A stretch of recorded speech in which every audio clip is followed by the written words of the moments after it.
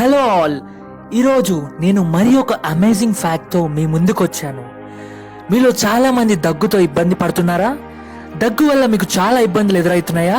అయితే ఇప్పుడు నేను చెప్పబోయే చిట్కా వల్ల మీరు ఎప్పుడు ఇంకా దగ్గుతో ఇబ్బంది పడలేరు. మీకు చాలా దగ్గు వస్తున్నట్లయితే మీరు దగ్గడం ఆపేయండి. ఇక మీదట మీకు దగ్గు అనేదే రాదు. ఇలాంటి మరిన్ని అమేజింగ్ ఫ్యాక్ట్స్ కోసం సబ్స్క్రైబ్ టు అవర్ ఛానల్.